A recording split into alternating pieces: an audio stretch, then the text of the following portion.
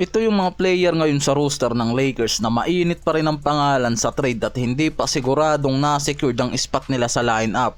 Mula sa mga analyst and NBA source nakikita na pwede pa rin gamitin yan ng Lakers at i-considera bilang trade asset sa oras na makakuha sila ng mas mahalagang talent na makakatulong sa lineup nila at makakatulong kay Luka at LBJ na maging champion contender para sa parating na season.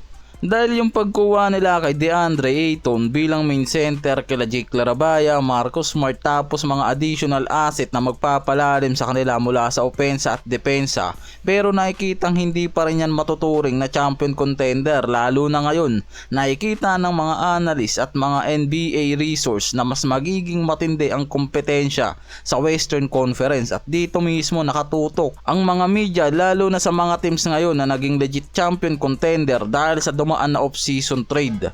Si Luka ngayon nare-report nga na posibleng hindi pa rin ma-secured ng Lakers ang future niyan, lalo na sa sinabi nito na mas gusto nga nitong masigurado pa rin ang pagiging champion contender nila sa susunod na season at makakuha ng championship title. At kailangan nga nito na makita na nasa champion level ang roster ng Lakers. Halos katulad rin ang gustong mangyari nitong si LBJ sa roster nila. Dahil kaya rin nga ito nare-report sa mga trade idea at rumors dahil nga sa sinabi nito na kung hindi makakapag-reshape ang Lakers sa champion contender na roster possible maghanap to ng ibang teams na magbibigay sa kanya ng title bago magretiro. Kaya may matinding pressure pa rin sa Lakers, especially dito kay Rob Pelinka, lalo na sa simpleng galaw lang rin ng mga yan na ginawa ngayon sa off-season mula sa pagkuha kay Marcus Smart, Larabaya at DeAndre Ayton. Dahil nakuha lang naman yan halos nitong si Pelinka sa free agency, kaya ang Lakers ngayon wala pang matinding trade na nagagawa. Patapos na ang off-season trade na to. Good move pero nakikitang hindi pa yan sapat para ituring nga na champion contender ang Lakers. At base yan mga pare ko sa mga analyst at mga NBA resource at hindi yan sa akin ang galing Nakapasok ang Lakers sa third seed ng Western Conference last season pero first round lang ang inabot dahil bagsak sa defensive depth yung mga yan kontra Timberwolves. Kaya nakikitang kung gusto ng Lakers na ma-secure ang pagiging contender sa Western Conference mas kailangan pa talaga ng mga to na i-level up at siguraduhin nasa champion contender na sila bago pa mag-umpisa ang bagong season. Hindi na sila pwedeng gumamit ng sign and trade deal, lalo na ang exception dahil nga sa cap space ng mga to na mas sumikip nang makuha rin nila itong si Marcus Smart. Kinailangan pa nga nila dyan na mag-clear space para sa roster spot nito dahil nakikitang hindi kailangan ng Lakers na punuin ang roster spot nila mula sa 15-man kung hindi rin naman magiging legit contender ang mga to. Quality over quantity mga pare ko, ganun kadali. Kaya nakikita na pwedeng gumamit ng mabigat na trade ang Lakers, lalo na itong si Rob Pelinka kung gugustuhin talaga nito na masigurado ang future nitong si Luka sa kanila.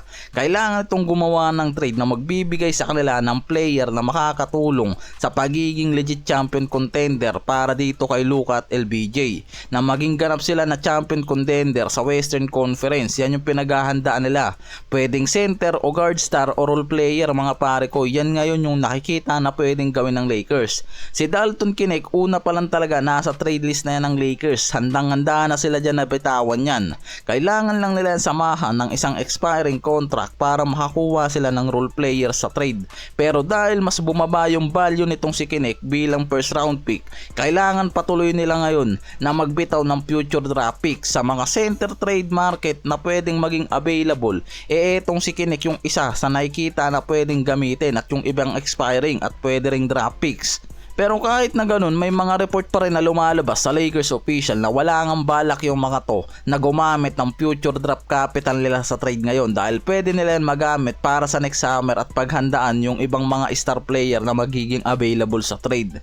Meron silang Gabe Vincent, Hachimura, Kleber na expiring contracts na pwedeng magbigay sa kanila ng high value sa trade market.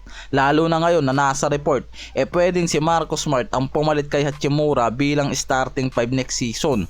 Kaya Kaya kung magiging desidido talaga ang Lakers, pwede nilang gamitin itong si Hachimura at ilagay na lang sa trade package para makakuha sila ng star player sa market na paniguradong maraming teams din ang magiging interesado kung yan yung nakaugnay sa trade package. Hachimura, Kenneth, Gabe Vincent o si Maxi Kleber, yan yung nakalagay sa trade package dan.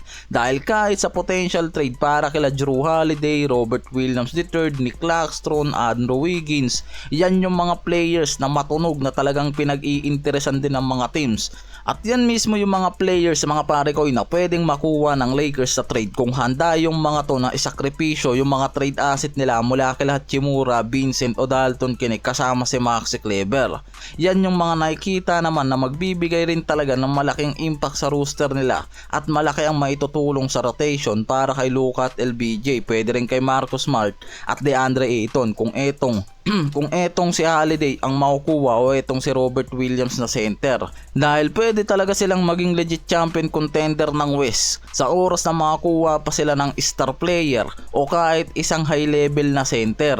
At nakikitang pwede pa rin maghabol ng trade ang Lakers ngayon lalo na sa sign and trade deal lang yung mga nangyari dyan.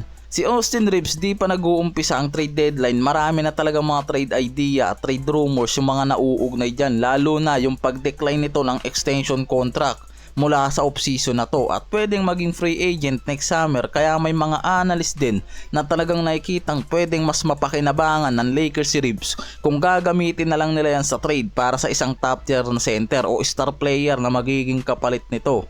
Dahil hindi malabo mga pare ko na mawala sa kanila itong si Reeves sa oras nga na magdesisyon to na pumasok bilang free agent next summer.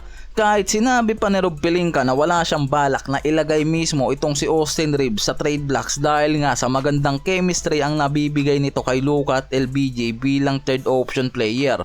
Hindi kasi ganong kalaki yung nagiging impact nitong si Austin Reeves pagdating sa depensa, kaya nga meron ding mga rumors na lumalabas na baka pwedeng itong si Austin Reeves mismo ang ilagay sa bench nitong Lakers para mag-lead sa second unit nila. Pero nakadepende pa rin yan kay Reeves kung kukuhanin niya yung role na yan bilang leader sa second unit o mananatili pa rin siya sa starting 5 ng Lakers kasama si LBJ at itong si Luka. Dahil nga si Smart ngayon ang pinapriority nila na magiging anchor pagdating sa defensive depth nila mula sa perimeter. Kaya nga parang sumisikip na rin ngayon yung mundo nitong si Austin Reeves sa roster ng Lakers. Hindi natin alam kung ano yung mangyayari na susunod na hakbang ng Lakers dito kay Reeves. Kaya nga hindi rin nawawala yung mga potential trade report ngayon na nauugnay pa rin kay Reeves, lalo na sa mga top tier na center na pwede pang makuha ng Lakers sa market kung itong si Reeves ang malalagay nila bilang trade asset. At yan mismo yung isa pa sa nakikitang pwedeng gawing hakbang ng Lakers, lalo na kung talagang balak ng mga to kumuha ng isang high level na center o top tier na makakatulong para kay Ayton na gawin lalong mas dominante pa ang frontcourt ng mga to. Kaya yan yung mga role players ng Lakers na nakikitang hindi pa rin talaga ligtas ngayon para sa trade na pwedeng gawin mismo ng Lakers ngayon para maging ganap na champion contender ang mga to sa parating na bagong season. Kaya panis talaga lahat yan dito kay Bronny James. Untouchable mga pare ko, sila Reeves, sila Hachimura, Gabe Vincent, Kleber, Dalton Kenneth, yan yung mga nakikitang hindi pa rin secured ang spot bilang mga role player at asset ng Lakers kahit na naging key player pa yan last season.